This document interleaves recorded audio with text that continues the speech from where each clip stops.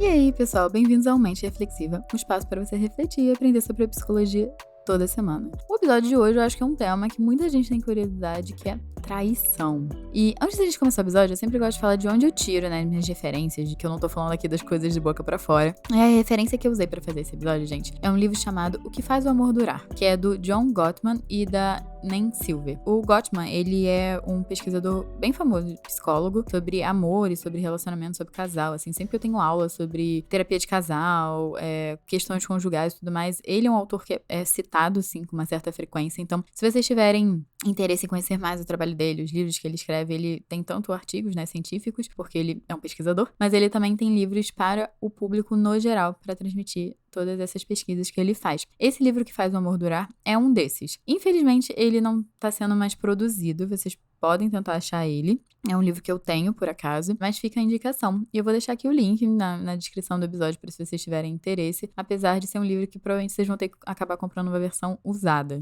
E hoje, pra gente começar a falar sobre traição e tipos de traição, né, vocês devem estar se perguntando, né, o que é isso? O que são esses tipos de traição, né? Porque eu acho que quando a gente pensa em traição, a gente pensa, assim, da pessoa foi lá e fez alguma coisa sexual com alguém, ou tem alguma coisa ali envolvida, né? O que o Gottman vai começar a falar aqui, dessa deslealdade sexual, né? Ela não é o único racha que pode dar num relacionamento pra ele começar a não dar certo, né? Tem outras formas de traição que podem ser tão ruins quanto um caso que a gente tem extraconjugal. E passam um pouco despercebidas e podem ser até minimizadas, assim, tanto pela pessoa que sofre, a vítima, porque não são tão conhecidos, né? Por exemplo, quando os parceiros, né, no relacionamento começam a sentir que cada um não coloca o relacionamento em primeiro lugar, os cônjuges, né, os parceiros ali podem não reconhecer o problema deles, que de fato é uma traição. Eles começarem a se questionar por que eles estão tão desconectados, por que eles estão brigando meio sem motivo. Podem dizer que o outro mudou, que eles ficaram meio distantes e que não são mais compatíveis. Mas isso pode ter a ver com uma das traições que o Gottman ele vai trazer aqui, dessas 10 traições que ele classificou fazendo pesquisas sobre relacionamento. E assim, gente, eu acho interessante que ele traz, né, nesse capítulo do livro que eu peguei, que é inevitável algumas vezes rolar algumas traições entre casais, dado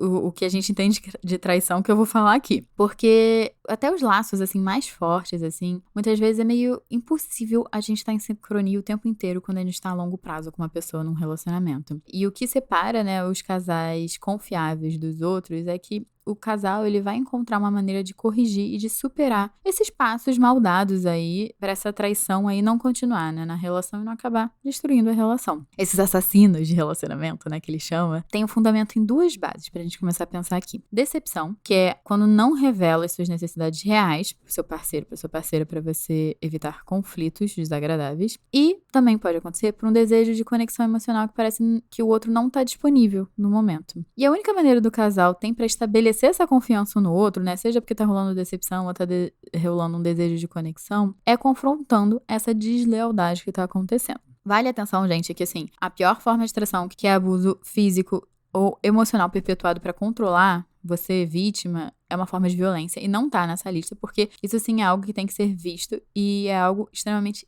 grave. A gente tá falando aqui de situações que a gente talvez veja uma reparação, mas se é um ambiente que rola abuso físico e emocional, talvez não seja uma relação para ser continuada. Então eu vou trazer aqui os 10 tipos diferentes de traição que o Gottman ele lista e vocês veem aí com vocês se algumas dessas situações podem parecer familiar, se te causaram algum incômodo, se você já passou por isso também. Então, caso alguma coisa ressoe aí, talvez vocês estejam lidando com uma traição aí dentro do relacionamento. Mas essa lista aqui, gente, não serve pra você condenar o seu relacionamento, desistir, acabou e tudo mais. A questão não é quem tá certo, quem tá errado em tá fazendo as coisas. Assim como, tipo, casos extraconjugais, sexuais e tudo mais, essas traições, elas podem ser superadas se vocês reconhecerem o problema dentro da relação e repararem o relacionamento. E a organização que eu vou falar, gente, não é de mais importante, mais grave, menos grave. Segundo o Gottman, todos são graves e todos são nocivos para a relação a longo prazo. Então, esse episódio aqui é pra gente aprender a identificar quais são essas traições e entender que tem como passar por elas. Mas é importante que haja conversas sinceras sobre essas traições. Então, gente, o número 1 listado aqui na lista é o comprometimento condicional. E o que é isso? É uma atitude que é, eu tô aqui pra você,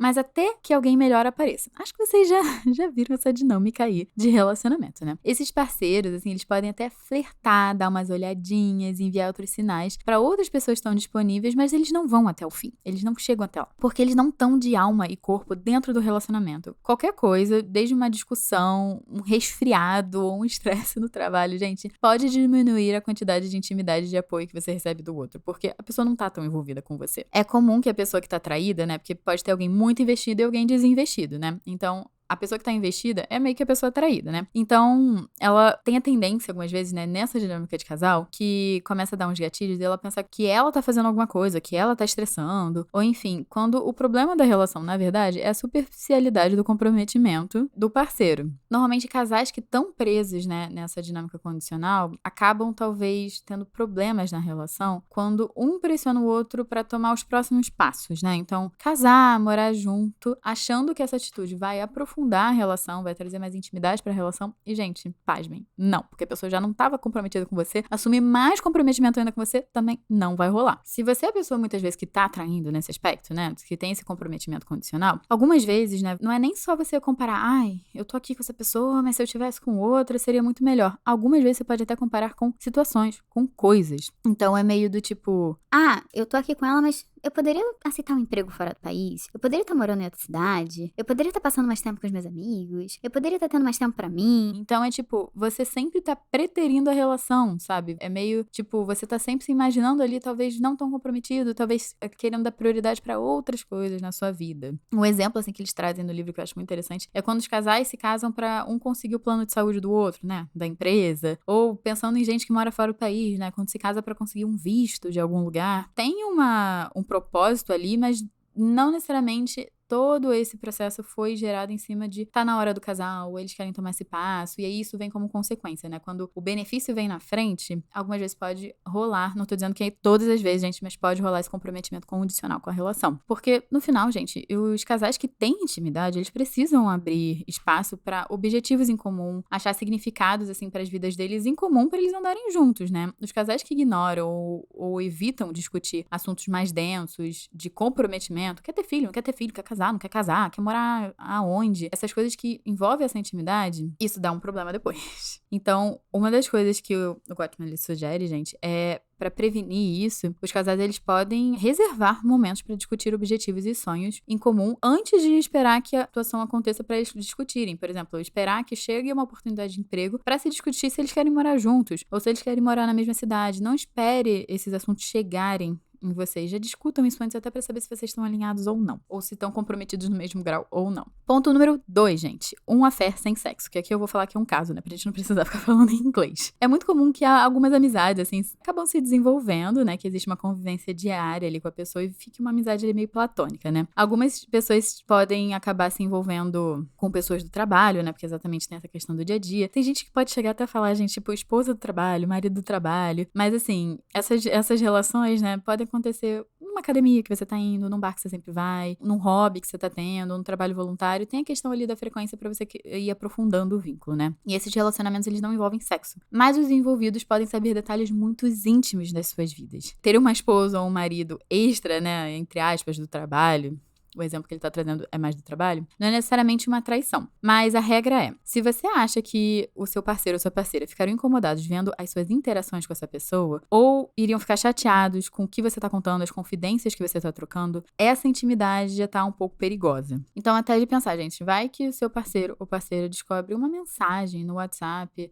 dessa outra pessoa e o resultado é meio devastador, assim, gera um mal-estar no casal e tudo mais, ele tá falando que isso pode ser tão ruim quanto um pós-sexo que a pessoa tá com o perfume da outra e tudo mais, porque tem essa intimidade, né? É como se essa intimidade do casal ali, desse vínculo do casal, tivesse sendo traído ou até algumas vezes substituído. Então, quando você tá com uma pessoa que você tá muito envolvida ali emocionalmente, não precisa ter o sexo, mas talvez tá te afastando ali do seu parceiro, isso é importante olhar, porque isso pode acabar dificultando a relação a longo prazo. Ponto número 3, gente. Mentir. Mentir pode ser uma traição, gente. Gente, é muito fácil, assim, da gente chegar à conclusão que a forma de enganar mais simples, mais antiga do mundo poderia afetar um relacionamento. Às vezes, os dois membros do casal podem ser culpados, assim, por estarem mentindo. E, assim, gente, pode ser tanto mentira pra encobrir coisas que você está fazendo, mas pode ser mentiras que são ditas pra manter a paz, que acabam provocando fissuras, assim, quebras na confiança, né? Porque algumas vezes a gente vai pegando, né, essas mentiras. Então, apesar de elas não terem o intuito, né, de fazerem mal, elas fazem mal, essas mentiras aí, pra manter a paz na relação. Então, é importante que todas essas coisas que não estão sendo ditas na relação sejam ditas para essa traição não se perpetuar. Quarta forma, gente, essa daí eu já vejo muito.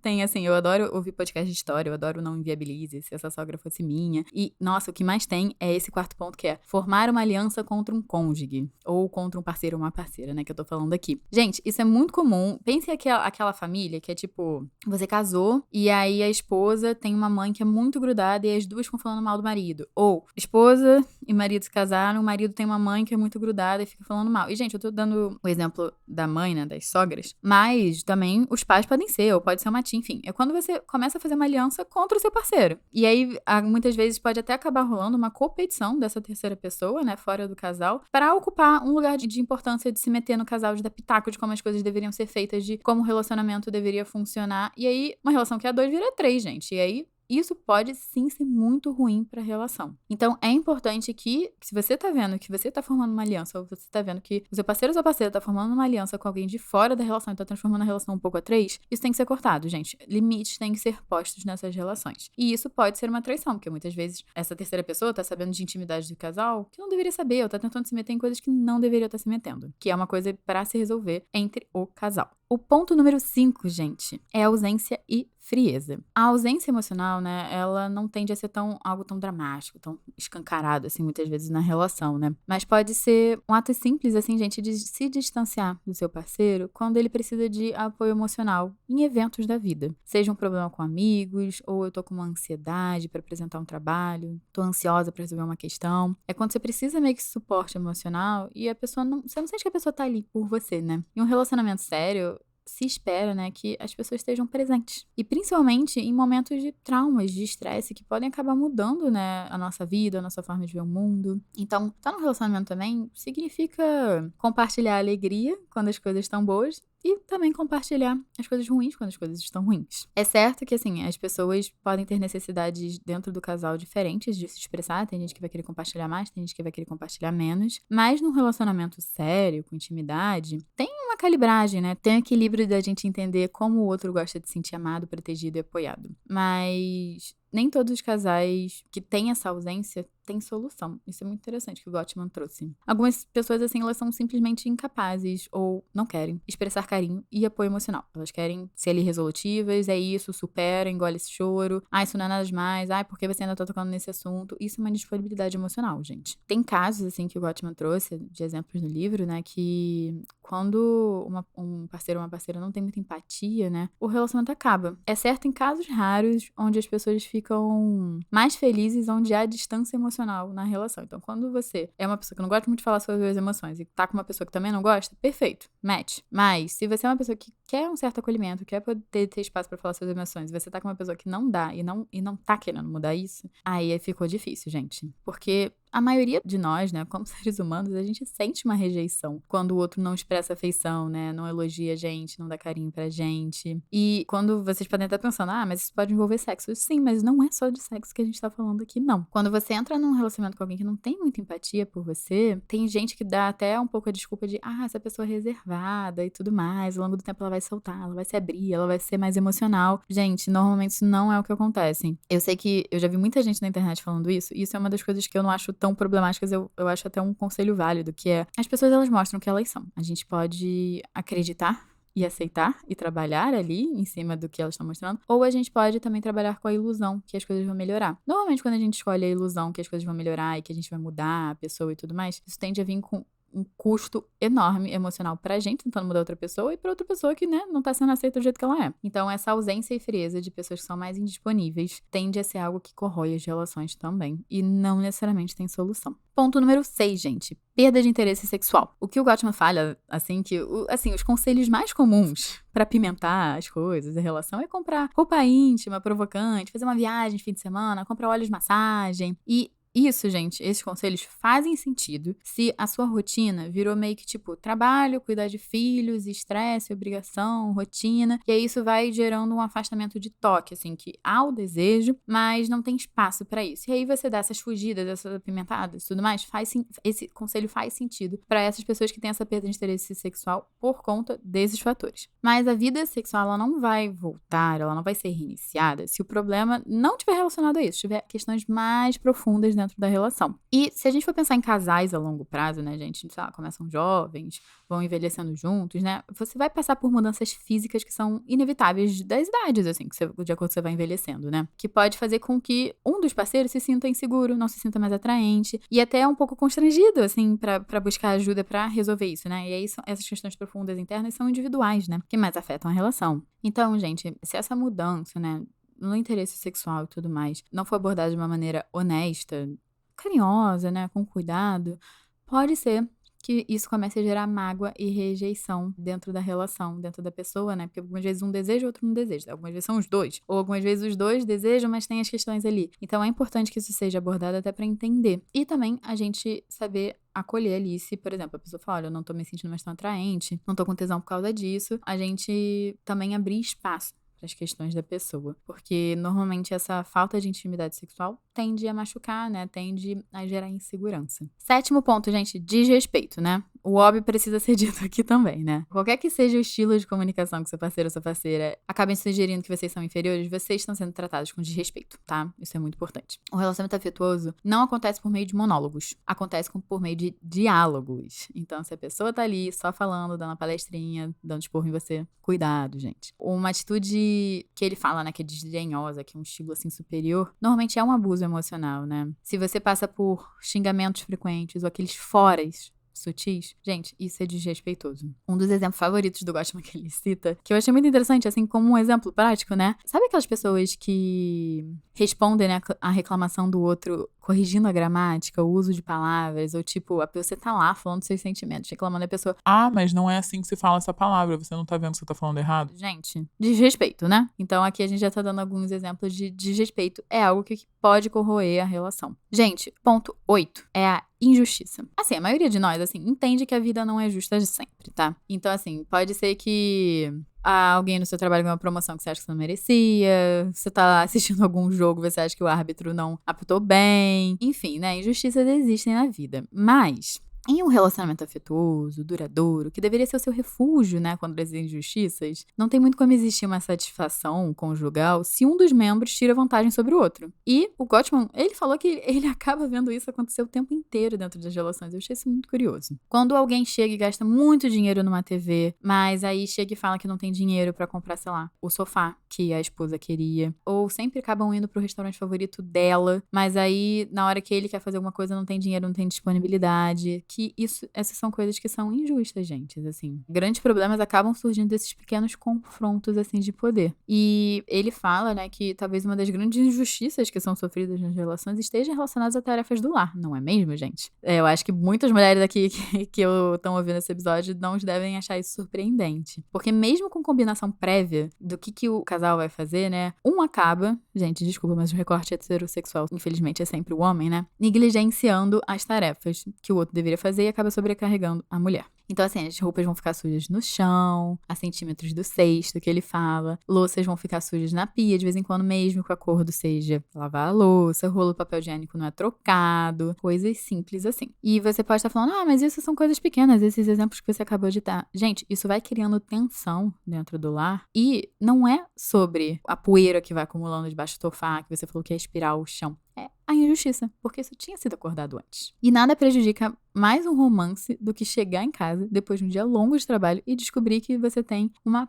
pilha de louça e sei lá, uma mensagem falando, não deu, fui jogar bola com os meus amigos, fui jogar minha pelada, e aí você pensa, eu não quero uma casa suja, então eu vou lavar a louça, que deveria ter sido o meu marido que estava alocado para fazer isso. E outra área também fértil para injustiça que você também tem que ficar de olho é finanças. Vários casais concordam em dividir essa obrigação, mas acaba sempre pesando mais para um deles. Um exemplo que ele também dá, também usando um recorte heterossexual, gente, que é quando uma mulher decide ficar em casa depois de ter os filhos e cuidar dos filhos, que apesar que o marido concorde que ele vai trabalhar, o peso financeiro cai em cima dele. E agora ele sente que ele tem que trabalhar mais, né? Tem alguns homens que podem se sentir injustiçados, no sentido que a esposa passa os dias com os filhos, que ele gostaria também de estar passando desse tempo de qualidade.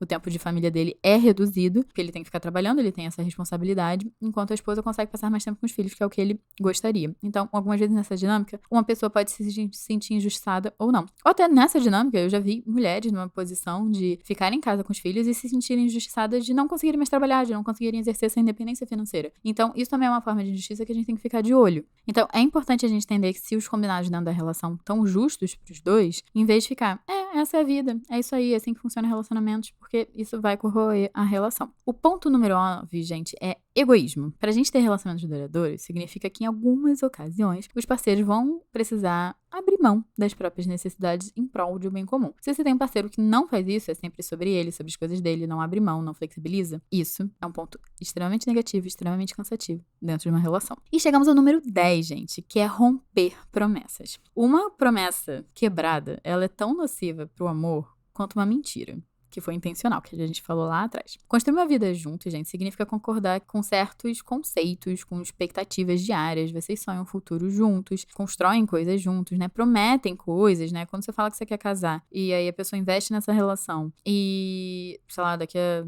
3 anos a pessoa fala, não sei se eu tô tão pronta pra casar. Isso é um rompimento, né, de uma promessa. E essas promessas que o Gottman fala, elas podem ser expressões em voz altas ou não. Que são as coisas que fortalecem o vínculo, né? Quando você vai vendo, eu acho que essa pessoa tem interesse de viver esse estilo de vida aqui comigo, tá gostando disso daqui. E aí, quando essas promessas de relação não vão pra frente, né, isso pode romper o laço. E quando a gente faz uma promessa, gente, que a gente não cumpre ou são contrariados, isso gera muita decepção e frustração pro nosso parceiro e pra nossa parceira, e a confiança nos projetos do casal, no que você construiu na relação, pode ficar abalada. Então isso também tem um pouquinho a ver com confiança aí, que pode ser rompida nesse rompimento de promessas, né? Porque se você promete uma coisa que você não faz, você não é uma pessoa tão confiável assim. E, gente, o que eu quero deixar aqui de uma das minhas mensagens finais, que vem junto com a mensagem final do capítulo também, é que um relacionamento, ele é um comprometimento, mas ele não tem que ser uma algema ou uma prisão. Às vezes, assim, a gente expressar desaprovação diante de algumas atitudes do que o nosso parceiro ou nossa parceira fazem, pode ser a ação mais amorosa e compreensiva que a gente pode fazer. Trazer à tona as coisas que não estão boas. A aceitação cega das nossas parcerias nunca é uma estratégia saudável. Então, da mesma forma que é necessário botar um espelho na frente do nosso cônjuge algumas vezes, então, gente, algumas vezes é importante a gente colocar um espelho na frente do nosso parceiro e da nossa parceira e falar as coisas que estão fazendo de errado. Parte da gente estar listando aqui essas traições, que são consideradas traições pelo Gottman, é pra gente poder identificar as coisas que não estão indo bem na nossa relação e a gente poder conversar sobre elas.